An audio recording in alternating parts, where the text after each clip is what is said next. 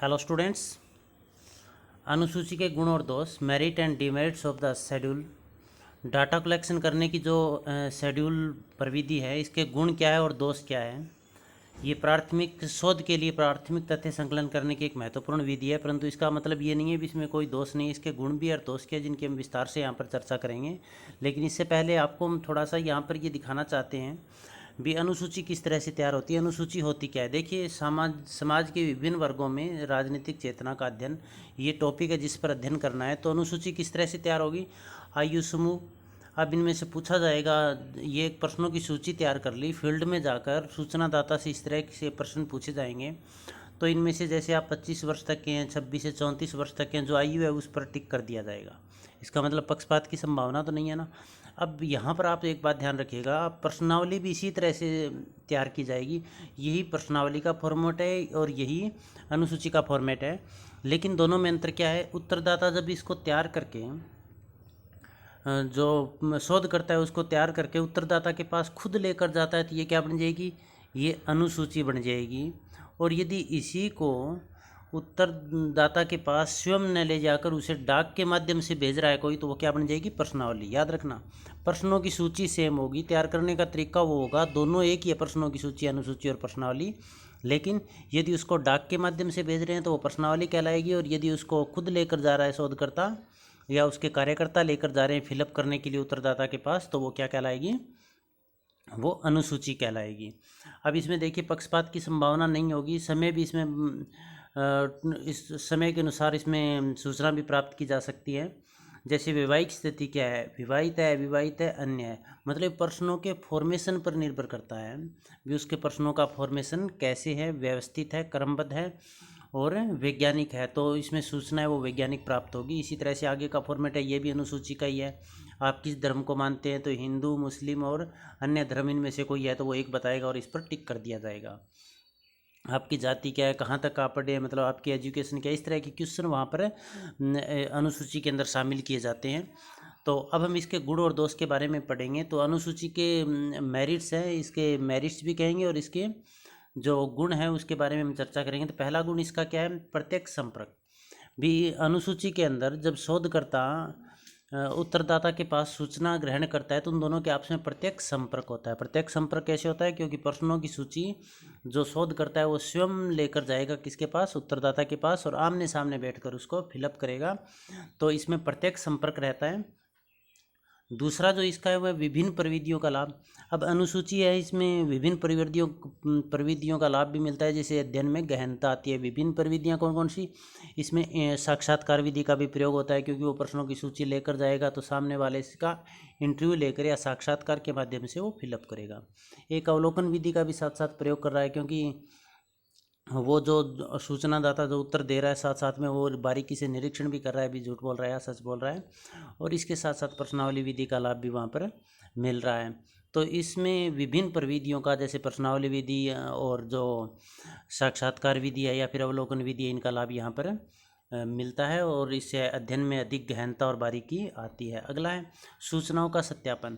जो अनुसूची है इसका एक सबसे बड़ा लाभ ये है, क्योंकि इसमें सूचनादाता और सूचना प्राप्तकर्ता दोनों है वो आमने सामने बैठे होते हैं, इसलिए जो सूचनाएं दी जाती है उन सूचनाओं का सत्यापन भी किया जा सकता है। मान लो कोई बात कही है तो उसका सत्यापन कैसे करेंगे, उससे संबंधित जो सूचना दी है उससे संबंधित पूरक प्रश्न पूछे जा सकते हैं, या फिर क्रॉस क्वेश्चनिंग की जा सकती है, और साथ साथ में उसके हाव भाव, जो सूचनादाता या उत्तरदाता है उससे हाव भाव से भी हमें पता लग जाता है। स्मरण शक्ति के दोषों को दूर करना। मान लीजिए हम इंटरव्यू मेथड से जा रहे हैं या अवलोकन मेथड कर से डाटा कलेक्ट कर रहे हैं, तो उसमें क्या होता है, हम पहले इंटरव्यू मेथड से हम क्या करेंगे, पहले इंटरव्यू लेंगे और घर आकर उन चीज़ों को लिखेंगे, सारी चीज़ों को नोट करेंगे। ऐसा ही अवलोकन में होता है, भी पहले तो हम क्या करेंगे, चीज़ों को देखेंगे और देखने के बाद जब सारे अच्छी तरह से अवलोकित किया और बाद में जाकर उनको लिखेंगे। तो इसमें क्या होता है, कई चीज़ें हम भूल जाते हैं, क्योंकि स्मरण शक्ति इसकी भी एक सीमा होती है, तो और जिनकी स्मरण शक्ति और भी कमज़ोर है उनके तो और भी ज़्यादा समस्या होगी, तो वो चीज़ें भूल जाते हैं, मैंने क्या देखा था, क्या पूछा था। लेकिन अनुसूची इसका लाभ ये है कि इसमें स्मरण शक्ति है उसके दोष को दूर, उसके दोष आड़े नहीं आते, क्योंकि शोधकर्ता को कुछ याद तो रखना ही नहीं पड़ता। उसे जो चीज़ें शोधकर्ता जो उत्तरदाता है, सूचनादाता है, जो चीज़ें बता रहा है वो चीज़ें वो साथ साथ में नोट भी कर रहा है या टिक भी कर रहा है। जैसे हमने पीछे प्रश्नावली अनुसूची का फॉर्मेट देखा था, उसमें वो साथ साथ में निशान भी लगा रहा है, सूचना फिलअप कर रहा है। तो स्मरण शक्ति के दोष इसमें नहीं होते। सरलता और स्पष्टता, इसमें क्या होता है, इसमें जो क्वेश्चन है उनका पहले ही व्यवस्थित तरीके से तैयार कर लिए जाते हैं। जो शोध करता है, अध्ययन करता है, अनुसंधान करता है, वो पहले ही क्वेश्चनों को तैयार करके लेकर जाएगा। उसे सिर्फ फील्ड में जाकर जो सूचनादाता है उसे सूचनाएं पूछकर उसमें फिलअप करनी होती है। तो ये बहुत ही सरल है और स्पष्ट भी है, क्योंकि इसके द्वारा क्वेश्चन पहले से स्पष्ट क्वेश्चन बने हुए हैं। तो क्वेश्चनों की स्पष्टता के कारण जो सूचना है वो भी स्पष्ट हमें प्राप्त होगी। प्राथमिक सामग्री का संकलन, एक इसमें जो लाभ ये है कि इसमें प्राथमिक सामग्री का संकलन किया जाता है। प्राथमिक सामग्री कौन सी होती है? जो हमें सूचना का प्राथमिक स्रोत से मिलेगी। सूचना के प्राथमिक स्रोत से मिलेगी। अब किसी व्यक्ति से हम सूचना ले रहे हैं कोई घटना के बारे में, तो प्राथमिक सामग्री हम कलेक्ट कर रहे हैं। यदि वही सूचना फिर अन्य 2-3 चैनल के माध्यम से हमारे पास पहुंचेगी तो वो द्वितीयक सामग्री होगी। तो अनुसूची है वो प्राथमिक सूचना संकलन करने का एक महत्वपूर्ण स्रोत है। गहन और सूक्ष्म अध्ययन में सहायक है। गहन और सूक्ष्म अध्ययन में सहायक कैसे है? क्योंकि इसमें आप लिखोगे भी, इसमें विभिन्न विधियों का समन्वय होता है। कौन कौन सी विधियों का? जैसे साक्षात्कार विधि का, अवलोकन विधि का और प्रश्नावली विधि का। इन विभिन्न विधियों के साथ साथ में समन्वय होने के कारण इसमें अध्ययन में और अधिक गहनता, सूक्ष्मता या बारीकी आती है। क्योंकि इसमें अध्ययन किया जाएगा, उसमें इंद्रियों का अधिकतम प्रयोग होगा। जैसे आँखों का भी प्रयोग हो रहा है, कानों का भी प्रयोग हो रहा है, और इंद्रियों से जो ज्ञान प्राप्त होता है वो वैज्ञानिक होता है। इसके बाद हमने इसमें क्या लिखा है भी, यह निरक्षर और अनपढ़ व्यक्तियों के लिए भी उपयोगी है। निरक्षर और अनपढ़ व्यक्तियों के लिए कैसे उपयोगी है कि उत्तरदाता और शोधकर्ता दोनों आमने सामने बैठे होते हैं। अब मान लीजिए कोई अनपढ़ व्यक्ति है जिसे पढ़ना नहीं आता, तो वो, या किसी को अक्षर लिखे हुए दिखाई नहीं दे रहे हैं, तो वो जो शोध करता है वो क्या करेगा, उसको प्रश्न बोलकर बता देगा, और फिर उससे बोलकर प्रश्न पूछेगा तो उसके अनपढ़ हो चाहे पढ़ा लिखा हो, किसी तरह कोई समस्या नहीं आएगी। तो वो उत्तरों का जवाब, प्रश्नों का जवाब है वो आसानी से दे सकता है। इसके अलावा इसके साथ साथ में चित्रित भी किया हुआ होता है, चित्र भी बनाए हुए होते हैं। अधिकतम उत्तरों की प्राप्ति संभव है। अधिकतम का मतलब क्या हो? प्रश्नावली मान लो हम डाक के माध्यम से भेजते हैं तो ज़रूरी नहीं सभी वापस भर के भेजें, लेकिन अनुसूची का लाभ ये है कि इसमें अधिकतम उत्तरों की प्राप्ति संभव है, क्योंकि शोधकर्ता खुद लेकर जाएगा सूचनादाता के पास और उसके सामने बैठकर उसको पूरा विश्वास में लेकर अच्छा माहौल तैयार करके फिर वो सूचनाएं फिलअप करेगा। सूचनाएं फिलअप उसके अंदर जो अनुसूची है उसके अंदर वो सूचना प्राप्त करेगा। तो इसमें अधिकतम उत्तरों की प्राप्ति संभव है, मतलब उसे जितनी सूचना वो लेना चाहता है वो अधिकतम सूचना उसे मिलती है अनुसूची के अंदर। इसमें पक्षपात की संभावना बहुत कम होती है। क्यों? क्योंकि सूचनादाता और उत्तरदाता और जो शोधकर्ता है वो दोनों एक दूसरे के सम्मुख बैठे हुए होते हैं, और सूचना दाता है वो केवल जो क्वेश्चन लिखे हैं उन्हीं की सूचना देनी है उसे, और उत्तरदाता जो शोध करता है उसे भी क्वेश्चन पहले से लिख कर लेकर गए हैं वो, तो उसी के अनुसार क्वेश्चन पूछना होता है, उसी के अनुसार वो फिलअप करेंगे। तो इसमें पक्षपात की संभावना भी लगभग न के बराबर होती है। गुप्त और छिपे हुए तथ्यों का भी अध्ययन।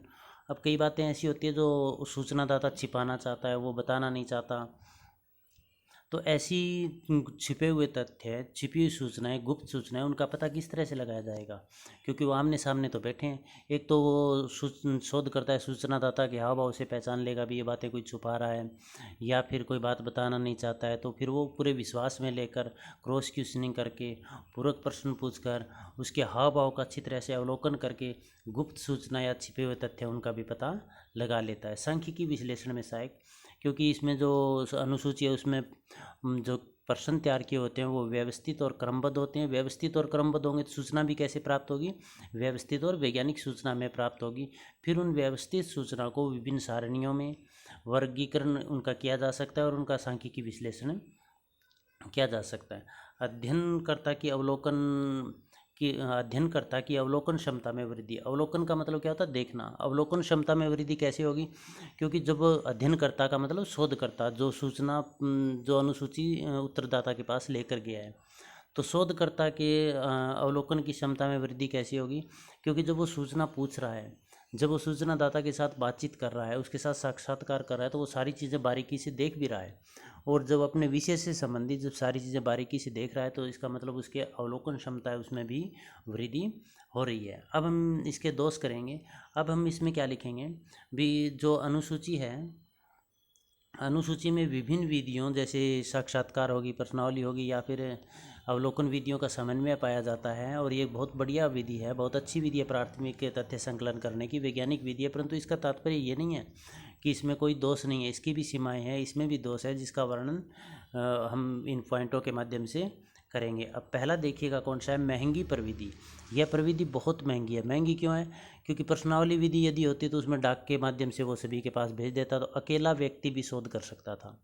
इसमें शोध करता है वो अकेला सभी के पास नहीं जा सकता, तो उसे बहुत सारे दूसरे कर्मचारी रखने पड़ेंगे, अन्य शोधकर्ता रखने पड़ेंगे, जो उत्तरदाता के पास जाकर अनुसूची में सूचनाएं फिलअप करके ले आएंगे। और जो जितने ज़्यादा कर्मचारी रखने पड़ेंगे उतना ही उन पर खर्चा अधिक लगेगा, तो यह एक महंगी प्रविधि है।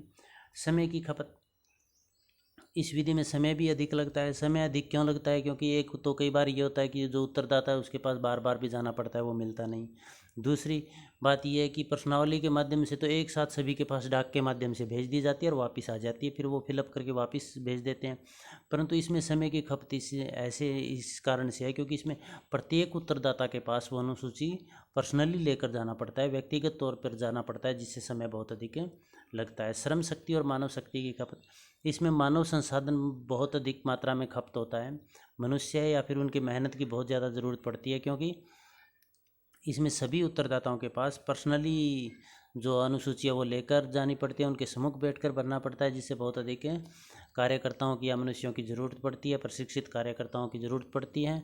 इससे मानव शक्ति और श्रम शक्ति है उसकी खपत होती है। योग्य एवं प्रशिक्षित अध्ययनकर्ताओं का अभाव, अब जो ये शोध का कार्य है ये हर व्यक्ति नहीं कर सकता।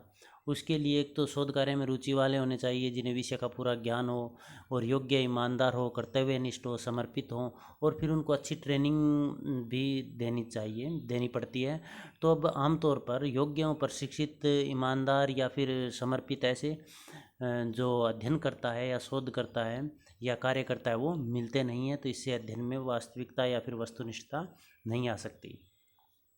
विस्तृत अध्ययन क्षेत्र में अनुपयोगी, अब यदि अध्ययन का क्षेत्र बहुत बड़ा है, दायरा बहुत बड़ा है, तो वहाँ पर सभी व्यक्तियों के पास पर्सनली पहुँचना संभव नहीं होता। तो जहाँ पर अध्ययन का क्षेत्र बड़ा है वहाँ पर अनुसूची है ये सफल नहीं हो सकती, अनुसूची से अध्ययन नहीं किया जा सकता, क्योंकि इससे बहुत ज़्यादा समय लगेगा और सभी के पास पहुँचना भी संभव नहीं है। तो वहाँ पर कौन सी विधि काम करती है? प्रश्नावली विधि काम करती है। तो विस्तृत क्षेत्र में अनुसूची की सीमाएँ हैं। सूचनादाता से संपर्क की समस्या, अब जो सूचनादाता है उनसे संपर्क की भी समस्या है। संपर्क की समस्या कैसे है कि सूचनादाता के पास सूचना लेने के लिए गए, अब वो वहाँ पर हमें नहीं मिला, या पर्सनल काम से कहीं बाहर चला गया, या फिर जो खेत में या कहीं एग्रीकल्चर में या फिर वो कोई फैक्ट्री में काम करते हैं वहाँ चले गए, तो फिर उनके पास दोबारा जाना, ऐसे बार बार उनसे संपर्क करना संभव नहीं है यदि उत्तरदाता अवेलेबल न हो तो। अब सार्वभौमिक प्रश्नों के निर्माण की भी समस्या। सार्वभौमिक प्रश्न, अब अनुसूची हम तैयार करते हैं तो अनुसूची में क्वेश्चन तो एक ही तरह के लिखेंगे सारे। अब ऐसे क्वेश्चन लिखना जो सभी व्यक्तियों पर समान रूप से लागू हो, अपने आप में एक बहुत चुनौतीपूर्ण कार्य है, जो कि इतना आसानी से नहीं किया जा सकता। इसके बाद आगे हम करेंगे, इसके अंदर है सूचनादाताओं द्वारा पक्षपात। इसके अंतर्गत क्या आता है कि जो सूचनादाता है और उसके सामने जो सूचना प्राप्त करता है, शोध करता वो बैठा है, तो वो कई बार जो सूचना देगा वो बढ़ा चढ़ा कर भी सूचना देता है। बढ़ा चढ़ा कर क्यों देता है? ताकि जो शोध करता है वो खुश रहे और उन्हें किसी भी तरह का कोई अनकम्फर्टेबल या वो विचलित ना हो, इसलिए वो ये चाहता है कि इसको बढ़िया से बढ़िया सूचना दें, बढ़िया बढ़िया बातें बताएं। और दूसरा, कई बार जो शोध करता है वो भी यदि सूचना ऐसे लगे भी ये सूचनाएं अपने अध्ययन या मूल्यों के खिलाफ है, तो वो सूचना को बदल भी सकता है। तो इसमें जो पक्षपात की संभावना, अनुसूची इसमें पक्षपात की संभावना भी रहती है। सूचनाओं द्वारा गलत व्यवहार का शोधकर्ता के मनोबल पर प्रतिकूल प्रभाव पड़ता है। अब जो सूचनादाता है या उत्तरदाता है वो कई बार शोधकर्ता के साथ मिसबिहेव करता है, गलत व्यवहार करता है, उन्हें सही सूचना नहीं देता, उनके साथ बदतमीजी करता है, तो इससे क्या होता है, सूचनादाता का मनोबल डाउन हो सकता है। लेकिन ये प्रश्नावली में नहीं होगा, क्योंकि प्रश्नावली में उत्तरदाता और शोधकर्ता का आमने सामने का संपर्क होता ही नहीं है। और मनोबल डाउन होगा तो वो उससे दोबारा सूचना लेने के लिए नहीं जाएगा, या उसके द्वारा दी गई सूचना वो सही तरह से हो सकता है फिलअप न करें। तो यदि सूचनादाता गलत व्यवहार करता है, मिसव्यवहार करता है, गाली गलौज करता है, सही सूचना नहीं देता है, तो इससे शोधकर्ता के मनोबल पर प्रतिकूल प्रभाव पड़ता है, और यदि मनोबल डाउन हुआ तो फिर शोध कार्य प्रभावित होगा।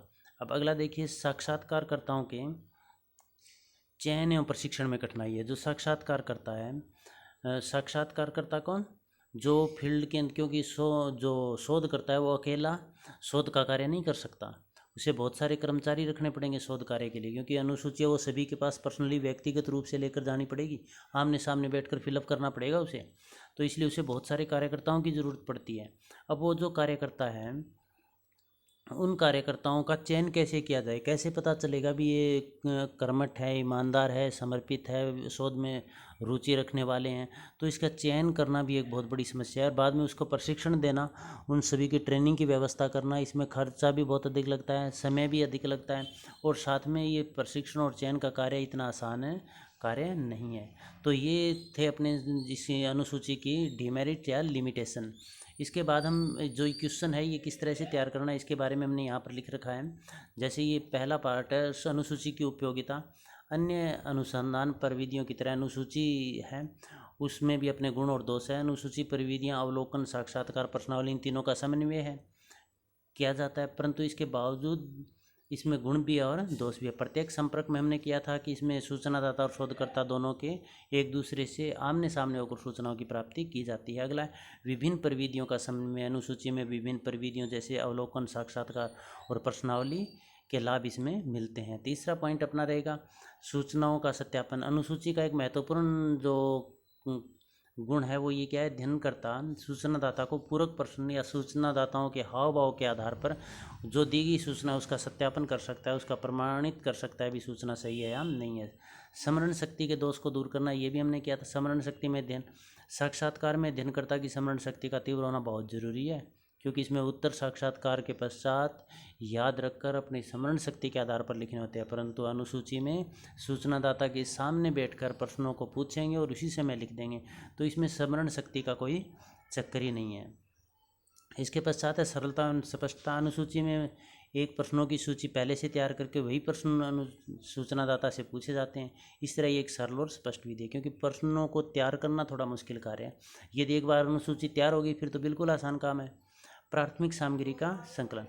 अनुसूची परिविधियों में प्राथमिक सामग्री का संकलन किया जाता है, जिससे अध्ययन में गहनता और वस्तुनिष्ठता आती है। निरक्षर और अनपढ़ व्यक्तियों के लिए भी लाभदायक है, क्योंकि इसमें सूचनादाता और शोधकर्ता आमने सामने बैठे हैं। यदि कोई बात क्लियर नहीं है तो अनपढ़ है, उसके समझ में नहीं आ रही है, निरक्षर है, तो उसको अध्ययनकर्ता द्वारा सब बातें पढ़कर सुना दी जाती है।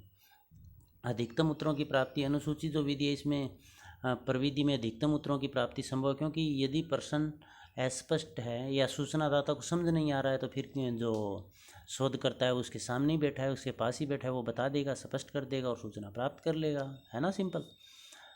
पक्षपात की कम संभावना। प्रश्नावली विधि की तुलना में अनुसूची में दोनों ही पक्षों सूचनादाता और अध्ययनकर्ता द्वारा पक्षपात की संभावना लगभग न के बराबर होती है। गुप्त और छिपे हुए तथ्यों का भी अध्ययन, चूँकि जो अनुसूची है प्रविधि में अध्ययनकर्ता के सूचनादाता के सम्मुख होने के कारण उसको विश्वास में लेकर अच्छा माहौल तैयार करके उसकी भावनाओं में प्रवेश करके छुपे हुए तथ्य का भी आसानी से पता लगाया जा सकता है। सांख्यिकी विश्लेषण में सहायक है।